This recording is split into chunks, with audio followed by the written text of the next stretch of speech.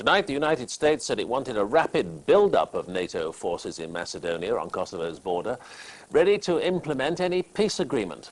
And America's Defense Department also said that if the air campaign hadn't been successful by the autumn, NATO may have to consider other options. The Foreign Secretary, Robin Cook, has been in Washington to try to play down talk of a rift with the United States over NATO's strategy. Our diplomatic correspondent, Bridget Kendall, on the pressures on the NATO alliance and on the Serbian leadership after 2 months of bombing. It's been a difficult week for both NATO and Mr. Milosevic. As the air campaign enters its 9th week, patience with the war is beginning to wear thin, and the strain on both sides is showing. Not that there's any let-up in NATO's airstrikes, but the more NATO bombs, the greater the risk of unintended damage. This oil refinery was among last night's targets. Yet, embarrassingly, explosions also damaged the Libyan, Swiss and Indian embassies. Germany and Canada have already publicly questioned the need for such broad targeting. And on top of other cracks in NATO's united front, there are now reports of a new rift between the US and Britain, despite Robin Cook's whistle-stop media tour of Washington with Madeleine Albright and his swift denial Tony Blair and Bill Clinton had quarrelled on the telephone. Yes, they talked about press reports of division and split. That concerned them, it worried them both because it's not true. And I'm here in Washington working closely with Madeleine Albright, with whom I've done a number of long television interviews, to demonstrate the solidarity, the common resolve, the unity of the United States and the United Kingdom. There are no closer allies within the alliance. There have been reports that President Clinton phoned Tony Blair to complain about press reports on the splits between London and Washington on Kosovo, but there is no rift, said Mr. Cook on the Larry King show on CNN. And Madeleine Albright emphasised how much time she and Mr. Cook spent on the phone to each other, discussing strategy. Well, when I spoke to both of them earlier this morning, I began by asking Madeleine Albright about the press speculation today here in Britain on an early halt to the bombing campaign. Was this being considered? I do not believe that it is being considered. What is being talked about among all of us is the necessity to continue in our sustained campaign, air campaign, in order to achieve what is necessary here, and that is to make sure that the refugees can go back, that they are protected by an international security force which has NATO at its core, and that the Serb forces, both military, paramilitary, and special police, leave. Those are very basic facts. They are not a matter of theology or ideology, but the statements of our goals that Milosevic has to accept. Those continue to be the goals of NATO, and we are all dedicated to that end. Well, when you say, Secretary of State, that an end to the bombing is not being considered, it has been suggested, of course, in a slightly different context by the Italian Prime Minister, who has said, why not stop the air raids even temporarily while the United Nations drafts some sort of settlement?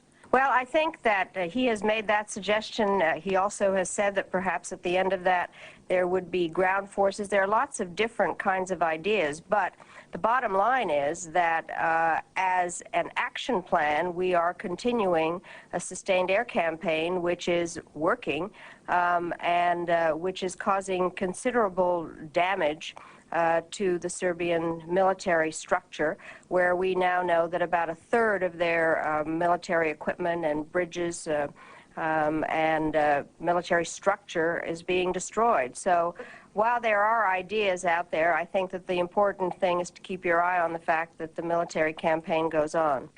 But you, Foreign Secretary, have said in advance of this trip to Washington it's designed to demonstrate the solidarity of the alliance. Well, I mean, it isn't solid, is it really, on the question, for instance, of if and when to send in ground troops? Chancellor Schroeder has said that would be unthinkable. To you, it's not unthinkable. Well, Germany's playing its full part in the air campaign. Germany actually has got troops in Macedonia. It's got the 3rd largest contribution to the forces in Macedonia, ready to go into Kosovo.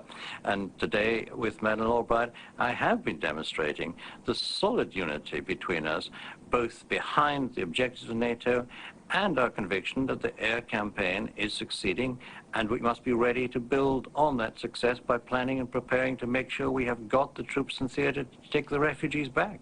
But what sort of settlement are we looking at here? Because there must be one eventually. Mr. Milosevic has made it clear up till now that he's not prepared to consider any sort of peace settlement while the bombing continues, and he's supported in that by both Russia and China. Yes, and nobody else, Sue. It's very interesting if you look around the world, the unanimity of opinion of condemnation for President Milosevic within the Security Council, for instance. 12 out of the 15 nations broadly support our approach.